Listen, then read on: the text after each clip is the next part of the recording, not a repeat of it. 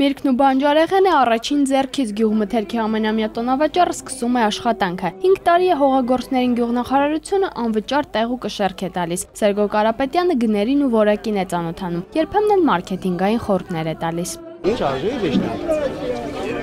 300 Ծիրանը 1000 էլի, հենը 1000 ասում էլի։ Իրար կող կանգնած, ենի 1000 ասում, դու 1200։ Դե հարցրում է հատ գինը։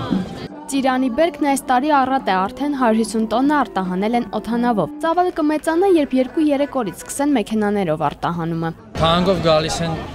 Սամալյոտով տանում են Ռուսաստան, ինչը մնում է շուկայում ենք ծախ։ Գյուղնախարարի խոսքով տոնավաճառներն իրենց արդարացնում են, գյուղացին հնարավորություն ունի վաճառելու մթերքը առանց միջնորդի։ Գնորդներն էլ այստեղ են գալիս առավել որակյալ ու մատչելի մթերք գնելու հույսով։ Գյուղնախարարը համաձայն չէ, որ մթերքների գներն այլ շուկաներից ավելի բարձր են, իսկ որոշակի տարբերությունը նախարարը բացատրում է մեծածախ ու մանրածախ վաճառքով։ Ընդամենը 50 դրամի տարբերություն էր։ Տարբերությունը ինչու՞մ է։ Մալաթիայի շուկայում ինքը տանում է անմիջապես